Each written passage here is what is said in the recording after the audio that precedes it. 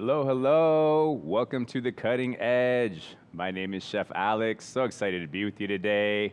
Very excited to cook with you. Here joined in the chat here by Mary. Hey Mary, how you doing? Hello. Hi, everybody. And hello, Paulette in the chat, coming in early today. I'm so glad to hear that everyone has loved our little music jam. We're starting to do that more for our homemade classes. You know, we love to hear what you guys think about it.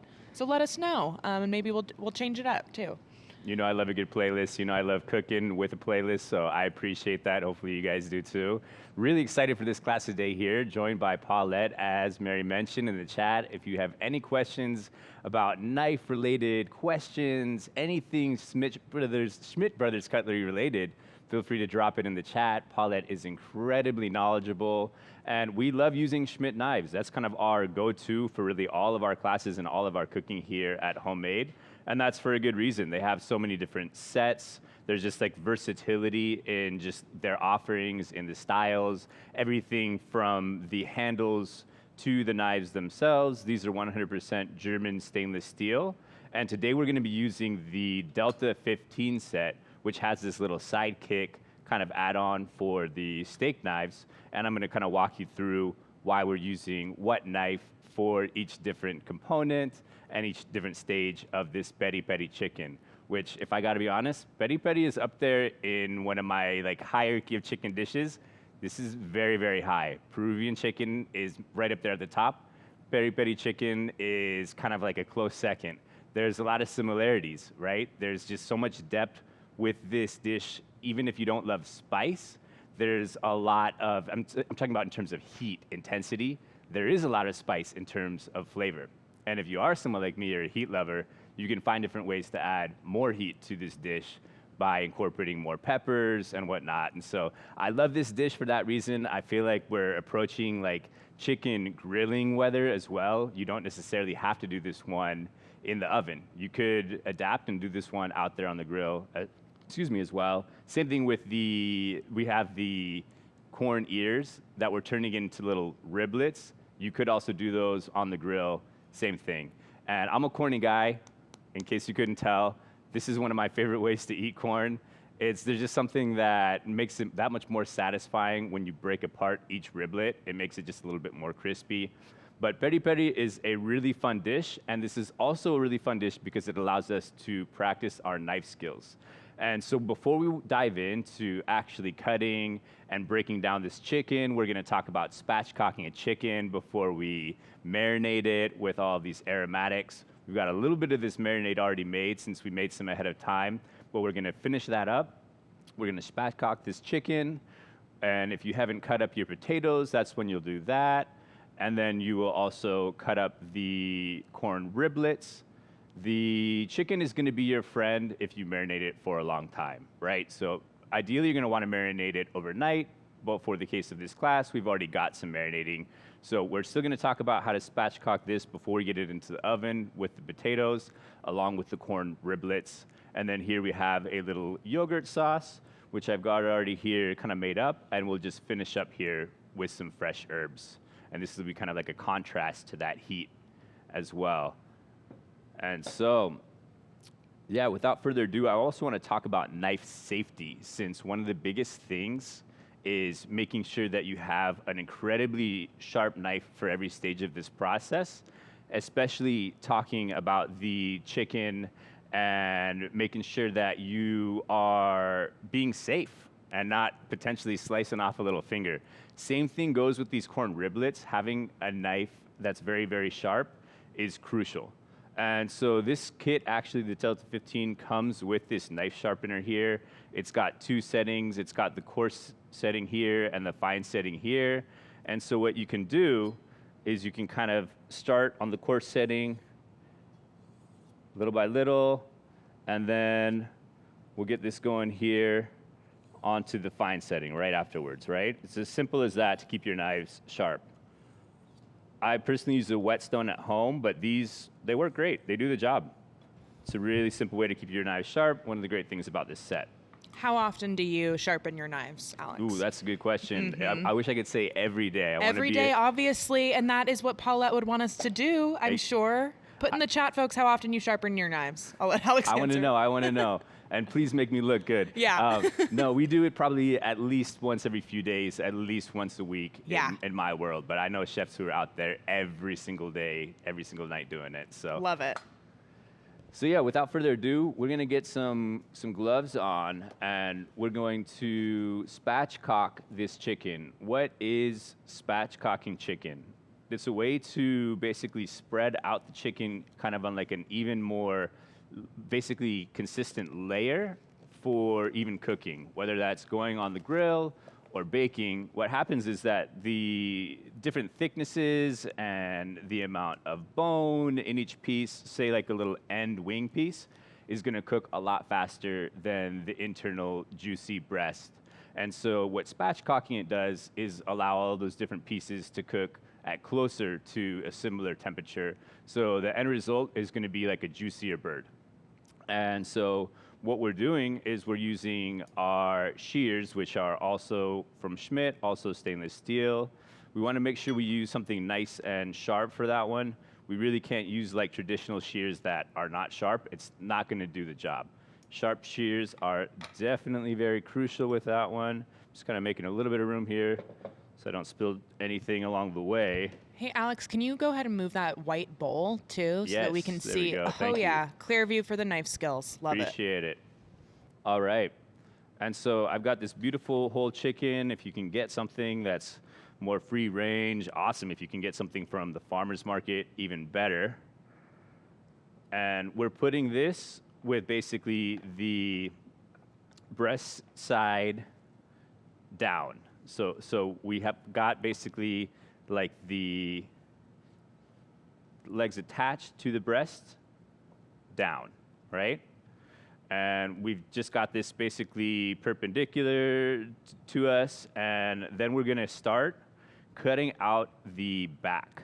And you can kind of see like there's a slight change in coloration right along the back there. And what you're gonna wanna do is cut that out, and that's great for is not this dish, but what you can do is you can save it for like a delicious stock or something. So don't throw that away, but you are gonna wanna cut this out, following along the feel of the bones. And you're not gonna get a lot of resistance here.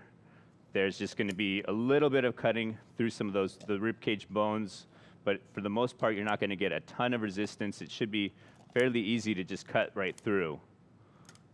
And then we got that whole side there. Now we're gonna do the same thing with the other side. And making sure not to remove too much meat, and so we're gonna cut just along the back there. And we're just about there. Come through the last little bones. Beautiful. And so this is that piece that you can save for a delicious stock that's gonna do good things. If there's any like little straggler bone pieces or anything that are just kind of hanging out there on their own, then you can go ahead and just kind of slice those off as well, just so you don't have any straggler pieces. Those are from the ribs. We're gonna get those out of the way. And then this is where we move into the rest of this spatchcocking. And so we're gonna wanna, at this point, turn it over, give it a good crunch down if it's not already spread out. And then this is where we'll go through some of the basic butchery. And so we don't need our shears anymore. This is when we're gonna wanna use a knife. For this one, I've got a large chef knife. This is gonna be nice because we want something that's got a fair amount of heft in terms of having a lot of the body to grab onto to make sure that our hand stays secure so that we're cutting safely, and also that we can do kind of like a little bit of like a rocking motion if needed to cut off those last little bits of just like the tendon, skin, fat, everything else. And so like a paring knife, it's gonna be too small for this job. So these are very, very sharp knives. We made sure to sharpen them ahead of time. And what you're doing is you're following basically along the breast line there, and you're cutting off this leg. You got one there. You can trim off a little bit of the extra skin if you want, but a lot of that skin is gonna end up crisping up, and so we don't wanna remove too much. You wanna leave most of it there. Get that into this bowl. We'll get this next side here. Boom. There we are with the next section. And then from this point, we can just get the breast. And so you can kind of cut straight down.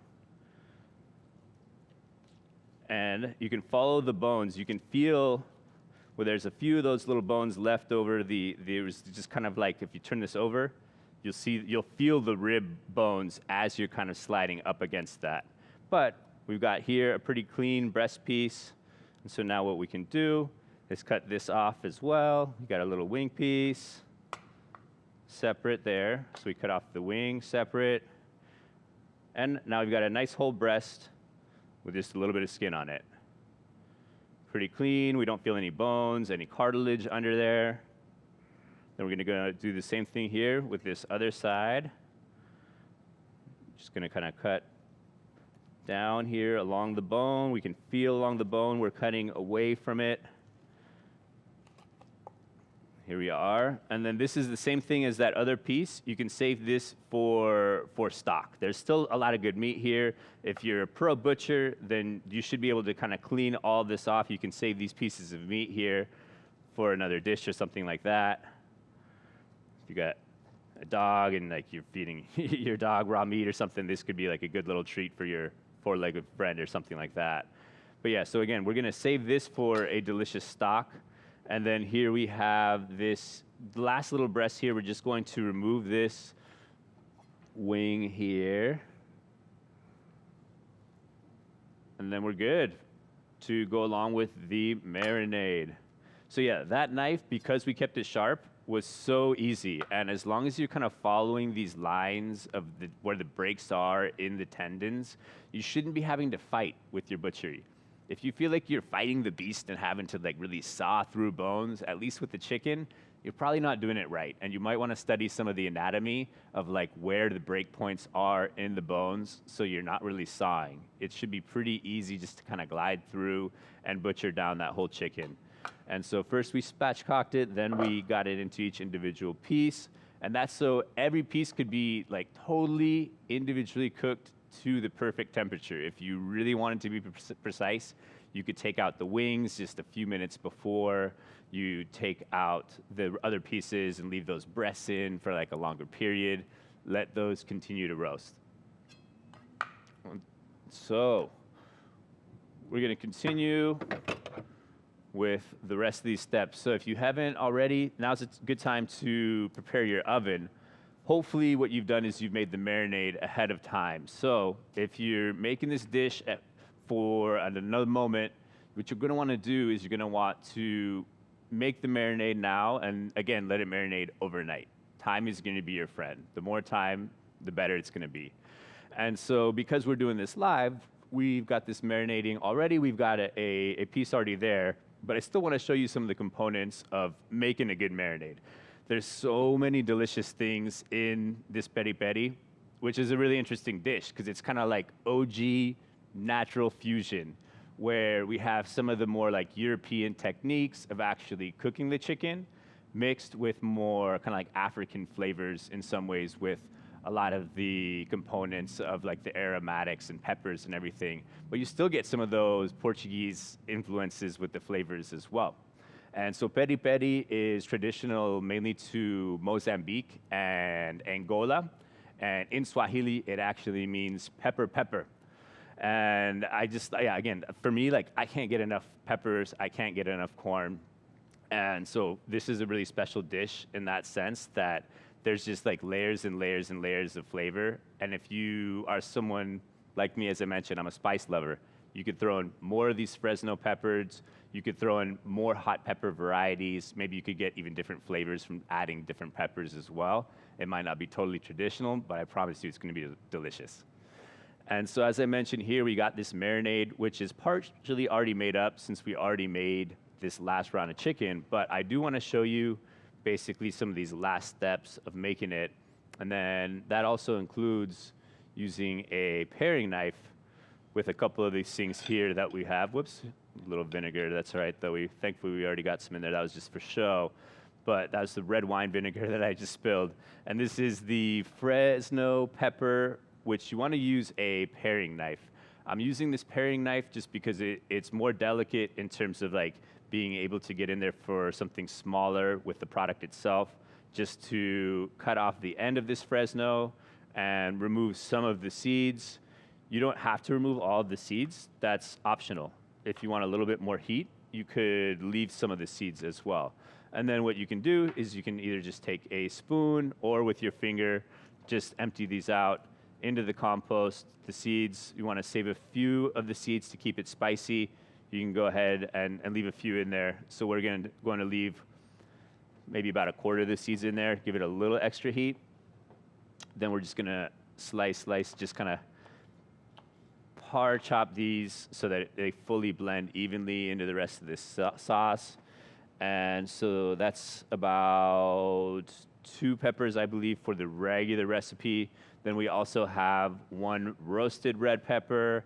That's going in there as well. You could use store-bought can. You could also roast your own. So if you're doing it at home, if you've got a gas range, that's the best way. Putting it directly on the gas range, turning it little by little until the skin is kind of charred. At that point, you'll put it in a bowl. You'll cover it with some plastic until it's basically kind of starting to steam. And after about 5 or 10 minutes, you can remove that skin very, very easily with a little bit of cold water or a spoon, scrape off the burnt ends. If you're not doing that, you could use store-bought from a jar. That totally works. Just want to make sure that you're using at least the full amount of an entire pepper in there, right? And so we're going to go ahead and drop that in.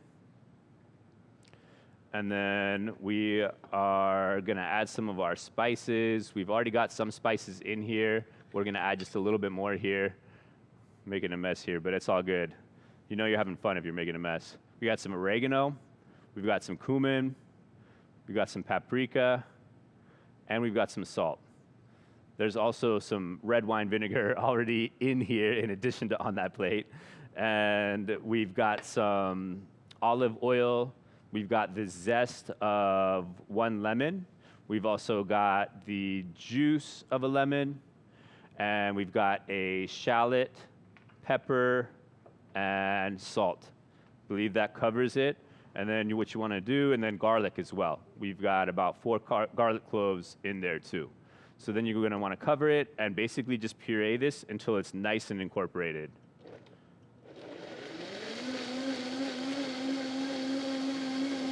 All right. We're looking good. And then in terms of salt, you're going to want to add definitely at least a tablespoon of salt, probably a little bit more. You can try for about 1.5 tablespoons of salt. And then you may want to add some finishing salt afterwards once everything's done with the chicken and the potatoes as well. And so now that we've got this marinade ready to go, what we're going to do is pour this over our chicken. This is a good chance to glove up and basically fully incorporate this marinade around our chicken. At least a couple hours. What's the minimum time for marinade? I would say probably a couple hours, but the longer the better. Overnight, it's going to do good things. So you're going to save about 1/4 of this marinade for basting or for finishing, so you can both add more liquid if needed as it's roasting, and then you can also save some for when everything is finished to pour on top of the chicken and the potatoes. And so at this point, we're going to go ahead and mix this just to evenly coat all the chicken with the peri peri sauce there. Oh, this is smelling amazing. I can smell the aromatics of the different seasoning, of all the peppers specifically. The peppers are what are talking the loudest here. And so this is the batch that I'm going to let kind of continue marinating since it's too early to cook. We're going to hang on to it for the lucky people at the homemade team. They're going to take home some peri peri chicken to cook at their own houses. Cue the sadness, the tears. Rough life, yes, live here, rough life. What would happen if you did like scratch your eye or something right now with that gloved hand? Would we go to the ER? Like, Should I be the guinea pig? I don't know. I don't want to be the guinea pig. But it is spicy, folks. This is spicy. It is picante. Just be careful. I would recommend against scratching the eyes. I don't think it's going to be like a lethal situation. There's a lot of peppers that are going to do worse things than the varieties that we're using here, but I don't want to be the one to figure it out. So I would just always glove up whenever you're playing with peppers. That's the safe move.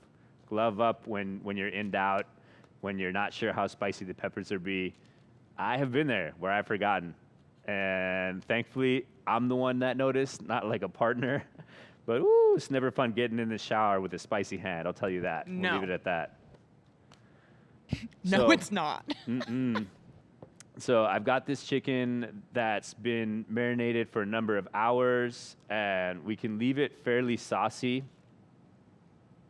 But what I did was I put down all of these potatoes, and I cut them in half. So that's something that you can do kind of while the chicken is marinating, is cut the chicken in half, and then get this chicken with the skin side up, right on top. You don't need to remove any of that sauce or anything. If there's like a big puddle on top, you can kind of shake it a bit, but that sauce is going to continue to cook on top of the skin. We're not going to let it burn or anything. We'll make sure that we're checking in on it. Try to spread it out so that it's not touching too much if possible. Here we got another thigh. Just going to kind of continue spreading around. And in terms of the amount of potatoes, we got about 1.5 pounds here. You could do up to a couple pounds. I wouldn't do more than that. If you're feeding more people, that's probably like the right amount with this amount of chicken, I would say. No more than a couple pounds. And what's going to happen is all these amazing juices from the marinade with the chicken are then going to seep on top of these potatoes and season the heck out of them and do delicious things to potatoes too. And so I'm just saving some of this marinade. Might as well just reserve that. This, again, is going to be going on to baste while it's in the oven, and then also at the end. And then just clean this up here. Great. So yeah, we're just about ready to go into the oven. Again, 425 is the temp that you want it at. And then once we get this in the oven, that's when we'll focus on the corn ribs. And so kind of like a fun little technique to make those easy. They can feel scary, I'll be honest. If you've never really made a corn rib, if you're not super comfortable with a knife, it can feel intimidating, I'm not gonna lie. But yeah, this is what the chicken should look like. You always wanna line it with parchment to avoid the mess and the cleanup afterwards. And then we're gonna put this in for 15 minutes at 425. And we're gonna set a timer. Mary, if you wouldn't mind setting a timer for me, that would be great. Sure thing. Thank you. How long are we putting these in the oven for? So we're going in for 15 minutes, and then that's when we will add the corn ribs. And so for 15 minutes, the chicken and potatoes will cook on their own, and then we're gonna add the corn ribs. And what we did was we husked them, removed the husk, we cut off the bottom. So you see it's like very nice and flat. That is important for knife safety and making sure that we can do this without slicing off our little fingies. And so this should be able to just stand up, no problem like that. Same thing with this one. And what we're doing is we're basically just quartering these the height way, the long way, right? And so we're looking for the best knife here. I kind of like this guy here. This chef knife, this right here is the Santoku. And so because this has kind of like a little bit of a bigger face than some of the other knives, I think it's gonna do really great with getting all of the way through this corn. And what you'll find is like the core, the cob is what I'm looking for, is so sturdy that it's tough to get through. Unless you have a sharp knife, it's gonna really struggle doing it, and you're gonna need to do just a little bit of rocking. So you just wanna make sure that you're first holding this very, very firm, that the knife is going fully straight down, and you're just gonna kind of rock it back and forth, back and forward until it's all the way through, cut all the way through. Perfect. We've got that there. And now we're doing the same thing here. Then we're gonna cut it in half again. But this is a lot easy. It looks like I'm struggling, But I'll tell you, try this with a dull knife and see how much more you struggle than I am. These are sharp, sharp, sharp knives. And if you do try it with a dull knife, never tell us that. No, never tell please- us that you tried that. Please do not try it with a dull knife. But if you ever have done something like this, then you know It how looks tricky even harder it is. than that. You're Yeah, gonna that was have to, done like, beautifully. That was done wrestle beautifully. with it, and I did not have to do that with these knives. So I know they are sharp knives. At this point, this is when I'm gonna go just straight from the very top and use kind of like a little bit of pressure to kind of hammer a little bit. So I just kind of like boom, boom to get that last little cut. And so that's what I did to get that last quarter. And then sometimes you got to be a little aggressive with it. Sometimes you might break a little riblet, which is okay. Mini riblets are not bad riblets. We broke one, but I promise you it will still taste good. It will still get eaten. And this technique is specifically to give corn a little extra something and make it a little easier to eat right off the bone. Why do you like it? That's right a off good the question. corn bone? Great question. Well, riblets kind of says it all. Like, it is truthfully a little bit more like eating a rib because you're going just to the core on that one little piece, which feels kind of like eating a rib. And there we go. Got a couple broken pieces, but nature of the game, all good. Still be tasty. And so, yeah, one thing is it's easier to eat. It's fun to eat. The other thing is, like, it allows a lot of like the little crispy edges of the kernels that are on the very edges to really kind of toast up. And so you'll get kind of more of those like roasty bits, especially if you're doing this on the grill. You're gonna get more of those like kind of toasty bits that are not quite burnt, but are definitely like approaching that grilled, tasty brown level. You can get more of that with the riblet. And so for these guys, what you're gonna wanna do is you're gonna want to get these into a bowl with a little bit of olive oil, a little bit of salt, pepper, paprika, and there you go. And then you can get these onto a slightly smaller sheet pan. So if you have like a little half sheet pan, something smaller on that size, this is great for that. The reason is because the corn is gonna cook at a different time than the chicken, right? So that's why we set that first 15-minute timer, which is to know when to add our corn. When that first 15-minute timer goes off, that's when we'll add this corn, and we'll continue cooking everything for at least 25 minutes. And at that point, what I like to do is broil everything. And so what you can do is get the chicken, kind of like make sure that it's right up there at the very, very, very top. There's a little bit of paprika here that I'm sprinkling on, in case anyone's wondering. You can add everything to a sheet pan at the very, very, very top, broil it just for about 2 minutes or so. And what that's gonna do is it's gonna just ensure that you get that crispy, crispy skin, that you get some of those like nice brown, golden brown, delicious components that I'm talking about with the corn. And I'm just gonna get this little bit of a pinch of salt. So I got, again, corn, paprika, pepper, a little pinch of salt. Get it nice and evenly coated onto a little baby sheet tray. And then we're good to go. What are some of people's favorite corn dishes? Looking at this corn, I want to know, like, as we're getting into the summer and we're approaching corn season, what do people think about? What comes to mind?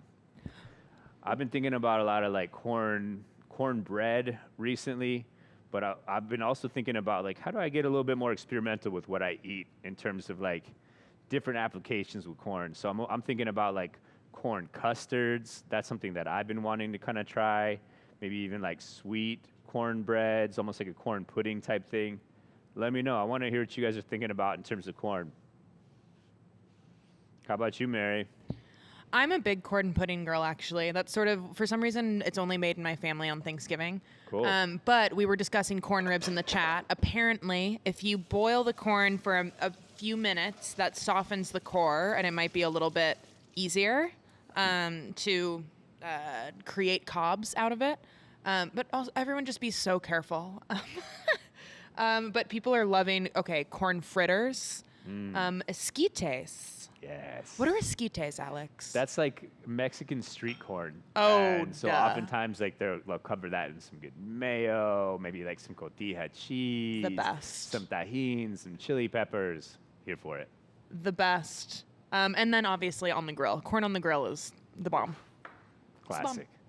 Classic. You don't need to do a lot to it to make it good. That's what's fun about it.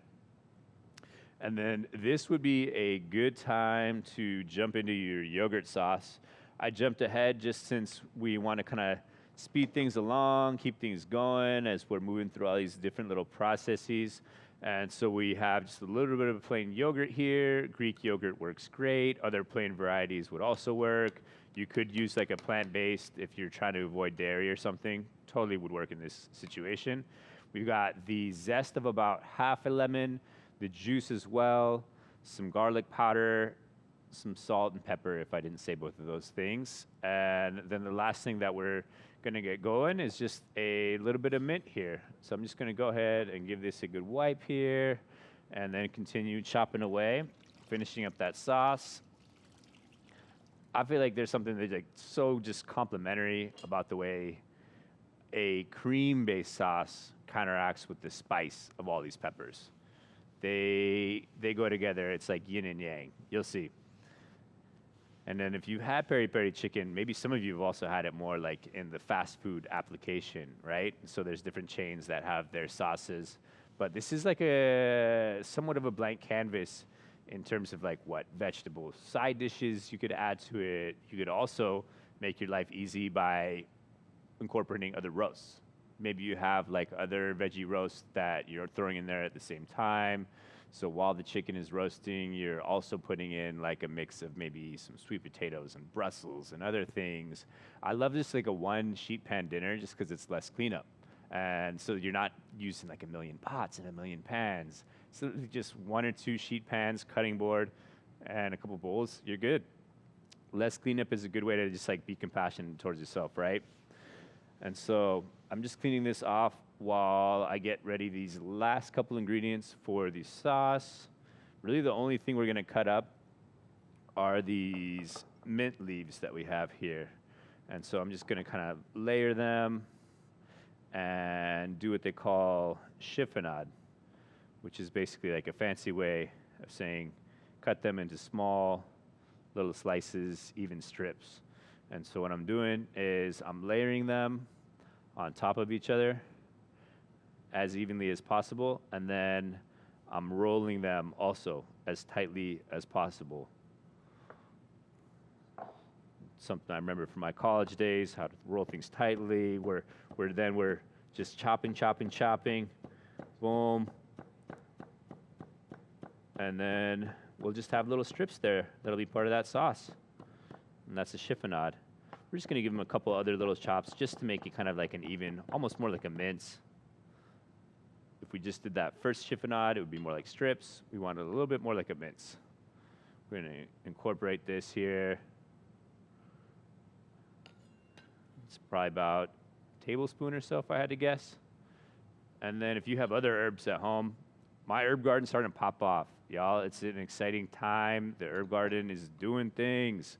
So I've got all kinds of stuff. I got like mint, I've got different oreganos. There's different herbs that you could probably incorporate into this sauce to customize it that would be delicious. Be experimental. I want to know. If I had to think of like what other herbs I'd thrown into here, maybe like some marjoram, that's one that comes to mind.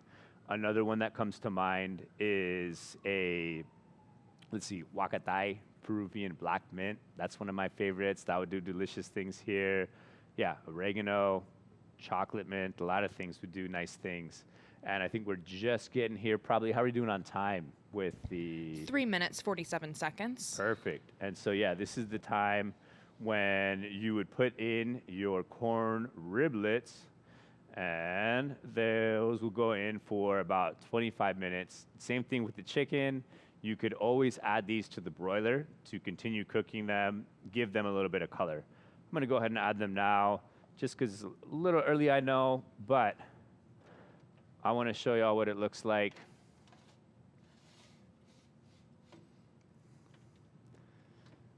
And then we're just about ready here to plate up. And you're gonna want to roast this for, in total, you're looking at 50 minutes, about 45, 50 minutes.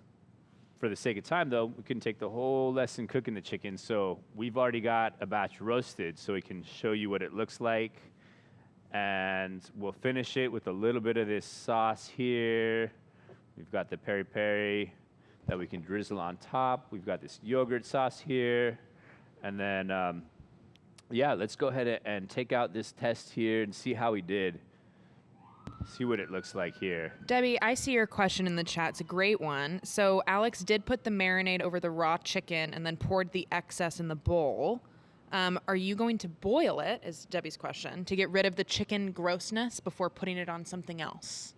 Yeah, exactly, right. So they Or would you toss it? I don't know. Yeah, you can either save this. So for this, we can save it for, still got some raw chicken. So we can, we've got this extra chicken, so we can save it with that. But Cool. yes, otherwise, if you had chicken in here, you don't want to put this thing just straight on. You'd boil it. We've got a fair amount of sauce here in ours, and so we're good. But we'll save this for our next round. And if you had any of the actual chicken marinated in it, make sure you boil it down. But if you kept it separate, you wouldn't have to do that. I combined them just for the sake of ease here. But yeah, you could do either here. And then, so this is after an additional 25 minutes of roasting here. And then what we did, once we had the additional 25 minutes, we gave it about 2 minutes of broiling. So we made sure the chicken and the corn were on that top layer, and we broiled it on high for about 2 minutes. This was just to make sure that that skin also had like a little extra crisp to it. And we just turned the oven light and sat there and watched it like little kids. And here we have a nice serving platter. We've got that ready to go. And let's see how we did.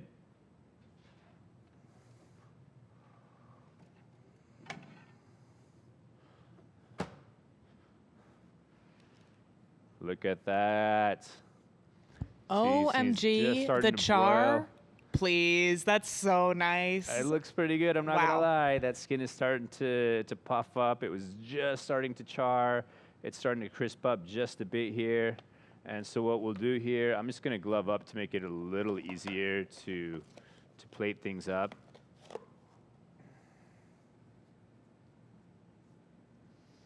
All right, yum. So you could break this chicken down a little bit more, but we're gonna go ahead and just keep it nice and whole. And what I'm gonna do is I'm gonna kind of like spread out these chicken here. Then we're gonna kind of like put potatoes in between. Yum, this looks nice, I'm not gonna lie. And just like that, our timer went off, so there would be a little bit more roasting going on if you guys kept it in. A little bit more roasting, perfect.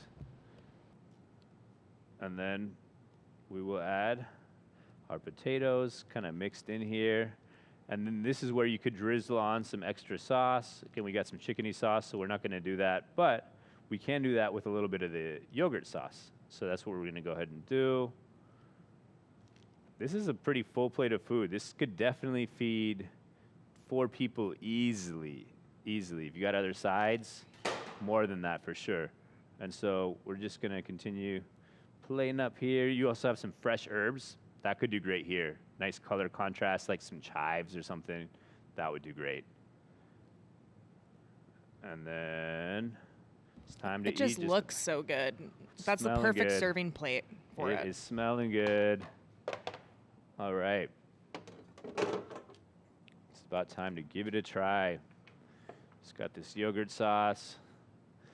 So I'm gonna go ahead, and you could drizzle it on top here, or you could allow people to dress it themselves. I'm gonna allow people to dress it themselves. Some people might want more, less yogurt sauce, so we're gonna go ahead, do that separately. But I think it is time to dig in and see how we did. And we've also got these riblets here. I wanna show you how those turned out. So this is about just over 25 minutes of cook time. It's probably like a little closer to 30, broiled for the last couple minutes. You see a little bit of color there. And there's not a ton of salt in this recipe. So I think now would be like an appropriate time to add a little bit of a salt seasoning to really everything. So give it like a light sprinkle to all of the chicken, all of the potatoes, the corn. Boom, and we are ready to peri peri. And then let's see here, I just had, now we're good to go. All right. Boom. Let's get a riblet. There we are. Nice piece of chicken. Some potatoes. And the chicken still feels nice and tender kind of midway through. It's definitely fully cooked, we know that, but it's still nice and tender and juicy in the middle, which is an important part. And that's why it's great to learn how to spatchcock. It's going to help you cook an even bird and cook different parts at the same time and maintain that even consistency. A little yogurt sauce. Let's get a little drizzle on both that chicken as well as the potatoes. See how we did here. There's also just a little bit of light seasoning in that sauce just to taste, salt and pepper. Not a whole lot. All right, moment of truth. Let's see. Dun, dun, dun, dun. Buen provecho to anyone at home. Hope you enjoy this one.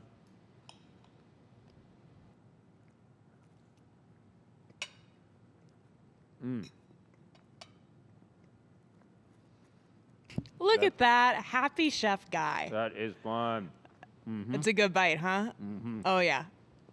Yeah, when the chefs are silent, that's when we know. That's when we know it's legit. This is a fun one. The more marinade time you give it, the better it's going to be. So you give it 12 hours, awesome. You give it 24, probably even better. So this is just a fun one as we're like approaching summer, feeding like a crowd, bringing friends together, eating out on the porch. This hits all those notes. It's kind of like a classic on maybe an Americana dish that a lot of us have had, but we haven't necessarily had in this presentation. It's a fun way to kind of jazz it up. And even someone who doesn't like spice could handle this. The mild spice people, you could handle this recipe for sure. Someone like me, we can amp it up. Really, really grateful to Schmidt Brothers Cutlery. Thanks so much for joining us, to Paulette here in the chat. And I really just want to thank them and let you know that if you want to join us again for a Schmidt class, you can join us for Thai waterfall salad. And your cutting edge is waiting. Get it today. Thanks so much, everybody. Thank you, everybody. And thank you, Paulette. See you guys later.